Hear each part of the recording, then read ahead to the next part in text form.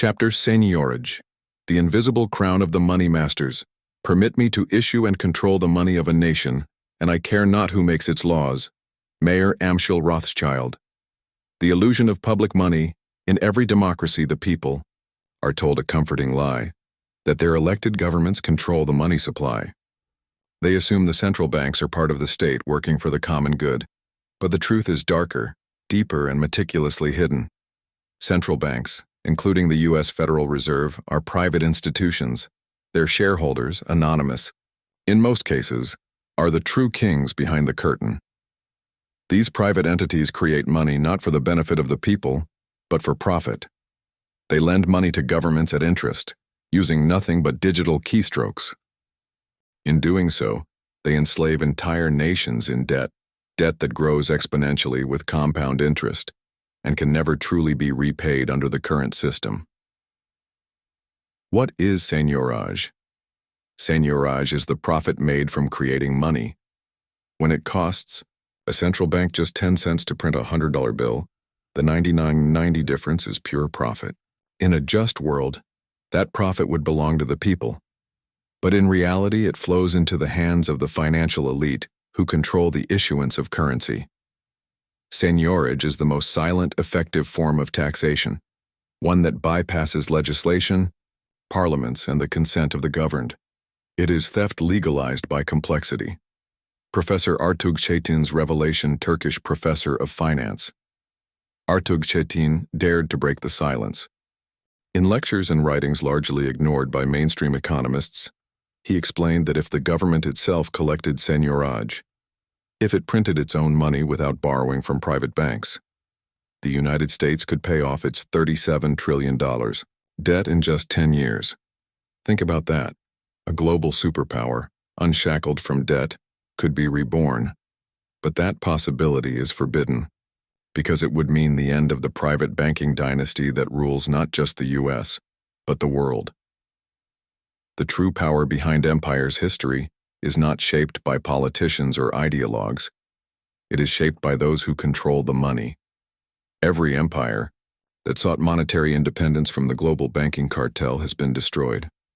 Muammar Gaddafi proposed a gold-backed dinar to replace the U.S. dollar in African trade. He was bombed into oblivion. Saddam Hussein tried to sell oil in euros instead of dollars. He was hanged. Any leader who challenges the monetary monopoly becomes an enemy of the rules-based international order. Why no one talks about it? Seigniorage is taboo. It is never discussed in universities, rarely mentioned in economic discourse, and absolutely banned from mainstream media. The silence is not accidental. It is strategic. For the elite to continue their reign, the masses must never understand the system that chains them. A prince's duty: reclaim the throne. The true prince, the real leader of a sovereign people, must understand this hidden mechanism. Reclaiming the right to issue money and collect seigniorage is the first step toward real freedom. Until that day comes, elections are illusions, politics is theater, and democracy is a well-dressed cage. Chapter: The Central Bank Cartel. The Global Pyramid Network. The few who understand the system will either be so interested in its profits or so dependent on its favors that there will be no opposition from that class. Rothschild Brothers of London, 1863.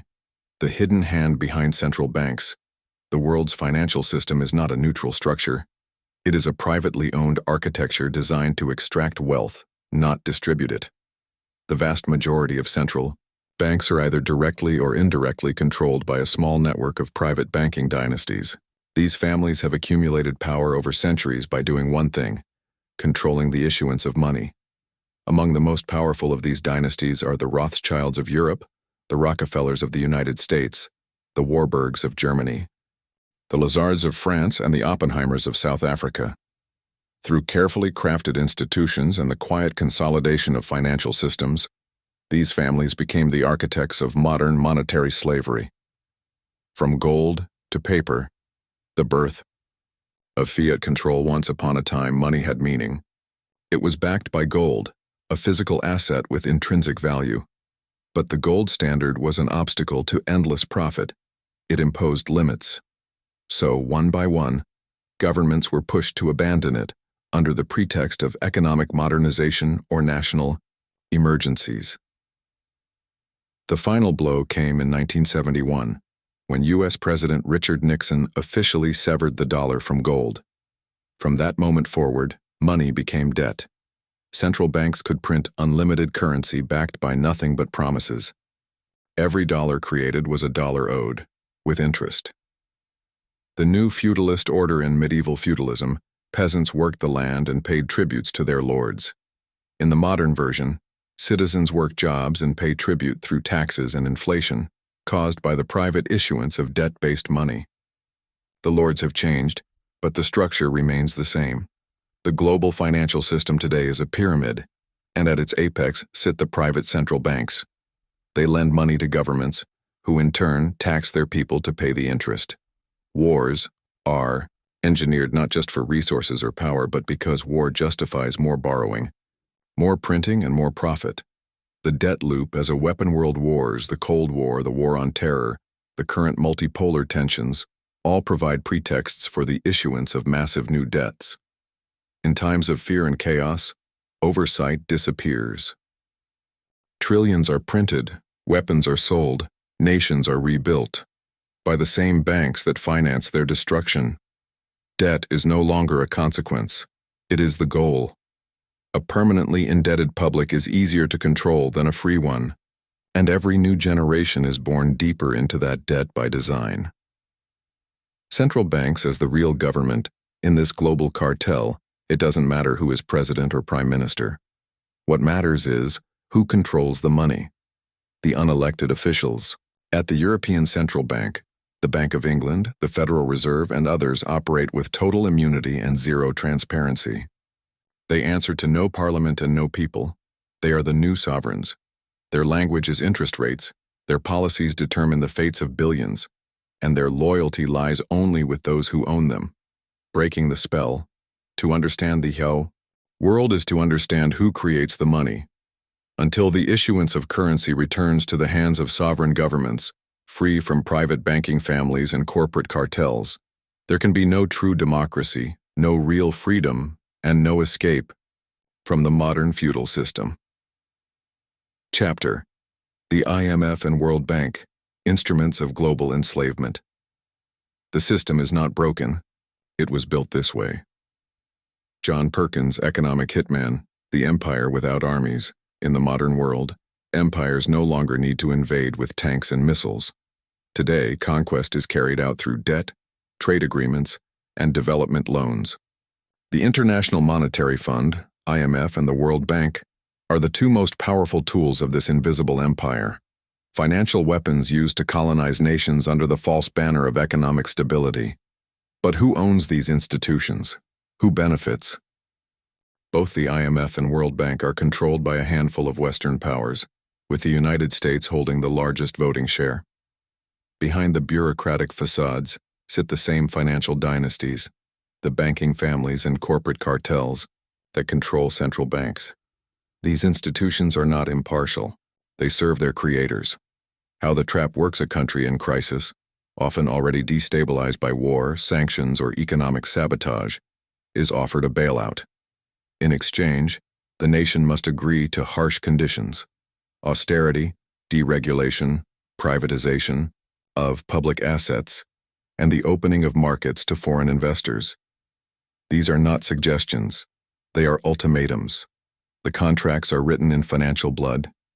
Public services are slashed. National industries are sold to foreign corporations for pennies.